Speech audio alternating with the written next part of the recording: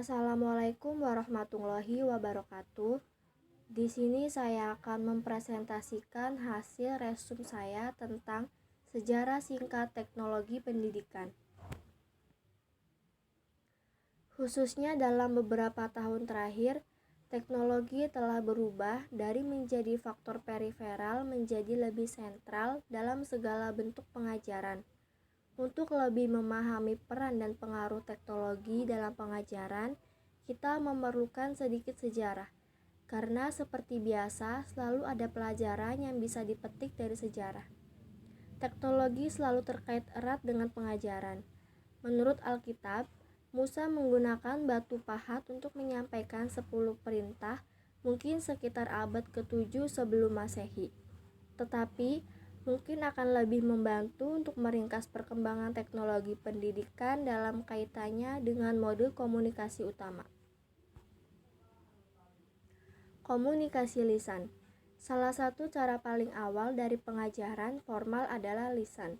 Meskipun ucapan manusia, meskipun seiring waktu, teknologi semakin banyak digunakan untuk memfasilitasi atau mendukung komunikasi lisan.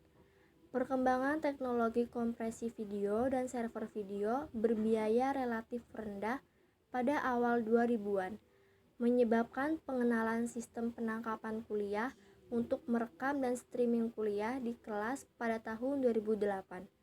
Tak satu pun dari teknologi ini meskipun mengubah dasar komunikasi lisan untuk mengajar. Komunikasi tertulis.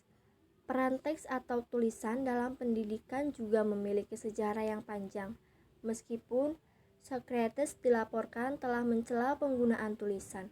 Bentuk komunikasi tertulis membuat analitik, rantai penalaran, dan argumen yang panjang jauh lebih mudah diakses, dapat direproduksi tanpa distorsi, dan dengan demikian lebih terbuka untuk analisis dan kritik daripada sifat bicara yang sementara. Penemuan mesin cetak di Eropa pada abad ke-15 adalah teknologi yang benar-benar mengganggu, membuat pengetahuan tertulis jauh lebih bebas tersedia, sama seperti yang dilakukan internet saat ini. Sebagai akibat dari ledakan dokumen tertulis yang dihasilkan dari mekanisasi pencetakan, lebih banyak orang di pemerintahan dan bisnis dituntut untuk melek huruf dan analitis, yang menyebabkan perluasan pesat pendidikan formal di Eropa. Teknologi komputer. Pembelajaran berbasis komputer pada dasarnya pengembangan pembelajaran terprogram bertujuan untuk komputerisasi pengajaran dengan menyusun informasi, menguji pengetahuan peserta didik, dan memberi umpan balik langsung kepada peserta didik tanpa campur tangan manusia. Selain dalam desain perangkat keras dan perangkat lunak, dan pemilihan dan pemuatan konten dan pertanyaan penilaian. B.F. Skinner mulai bereksperimen dengan mesin pengajaran yang memanfaatkan pembelajaran terprogram pada tahun 1954. Berdasarkan teori behaviorisme, mesin pengajaran Skinner adalah salah satu bentuk pertama pembelajaran berbasis komputer. Baru-baru ini kita telah melihat perkembangan pembelajaran adaptif yang menganalitis tanggapan peserta didik, kemudian mengarahkan mereka kembali ke area konten yang paling sesuai berdasarkan kinerja mereka. Media sosial. Media sosial benar-benar merupakan subkategori teknologi komputer, tetapi perkembangannya layak mendapat bagian tersendiri dalam sejarah teknologi pendidikan. Media sosial mencakup berbagai teknologi yang berbeda, termasuk blog, wiki, video YouTube, perangkat seluler seperti ponsel dan tablet, Twitter, Skype, dan Facebook. Pergeseran paradigma dapat dilihat bahwa pendidikan telah mengadopsi dan mengadaptasi teknologi dalam jangka waktu yang lama.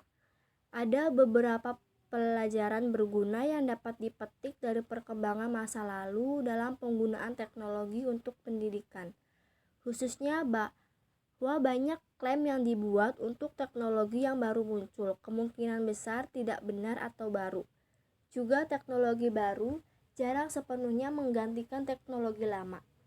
Biasanya teknologi lama tetap ada, beroperasi dalam ceruk yang lebih khusus seperti radio atau terintegrasi sebagai bagian dari lingkungan teknologi yang lebih kaya seperti video di internet. Yang membedakan era digital dengan semua zaman sebelumnya adalah pesatnya perkembangan teknologi dan hanyutnya kita dalam aktivitas berbasis teknologi dalam kehidupan sehari-hari. Itu saja presentasi dari saya, kurang lebihnya mohon maaf. Wassalamualaikum warahmatullahi wabarakatuh.